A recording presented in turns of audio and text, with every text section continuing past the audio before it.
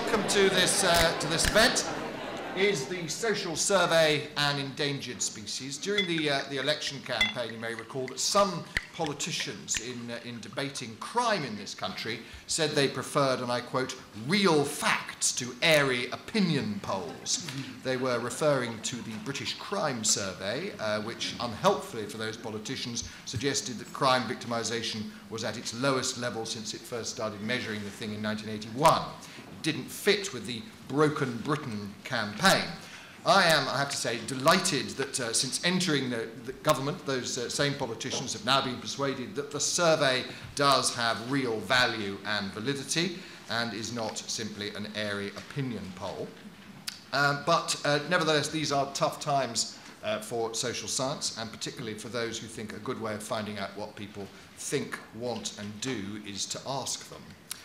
Social surveys are regarded as a nice-to-have rather than an essential in our age of austerity. As Eric Pickles put it last year, I won't do the accent, the money spent on form fillers and bean counters could be far better spent helping elderly people to stay in their homes, or almost anything, in fact. True to his word, as I'm sure you all know, he has scrapped the citizenship survey in the face of significant opposition from the social science sector and a pleading letter from Sir Michael Scholar of the UK Statistics Authority, and indeed from the national statistician Jill Matheson, I think. 4 million quid saved, hurrah, a cut justified by the Department for Communities.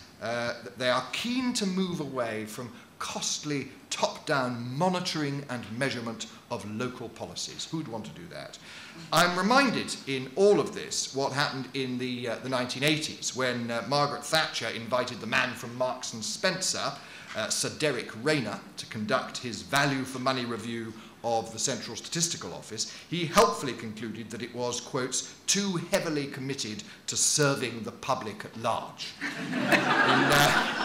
In Sir Derek's view, information should not be collected primarily for publication, but primarily because government needs it for its own business. And overnight, the troublesome bean counters of the day were stripped of their public responsibilities. Many lost their jobs, as I think the government wiped out a quarter of its statistical service. As I'm sure you'll be hearing this evening, it isn't just the citizenship survey that has been the victim of government cuts. The general lifestyle survey's been hit. The British Social Attitudes Survey has also seen some of its funding withdrawn, although I'm told replaced from the big society.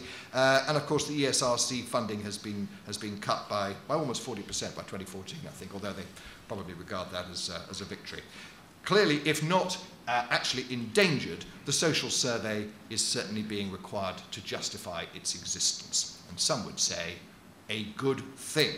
Do we really need taxpayers' money to be spent asking quite as many questions as we do?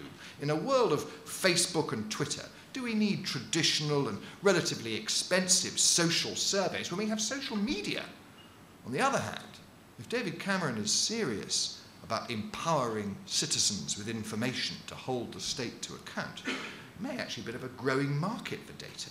And if he believes that well-being should be a factor in driving policy, he'll need social surveys to show what works.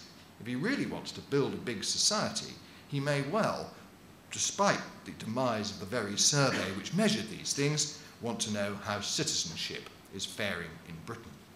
To consider these questions and others, we have two leaders in their fields. Penny Young is the Chief Executive of NatCen, the National Centre for Social Research, a position she's had for 2 years now. She spent her career in research and public engagement in a variety of settings, including as the Director of Research at the consumer campaigner Which, and at the BBC, most recently working with the BBC Trust.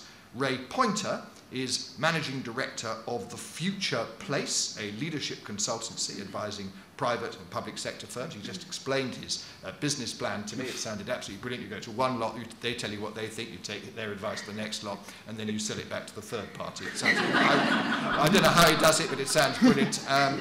He's also the author of, there it is, the book, that, funny enough, just brought a copy along, The Handbook of Online and Social Media Research, so he knows a heck of a lot about the power of the tweet. So I suspect it's going to be horribly polite, but the idea is that we have a kind of Harry Hill fight between traditional social research and social media. That's basically the idea. 10 minutes each, and then it's open to the floor. So first of all, would you like to show your appreciation to Penny Young?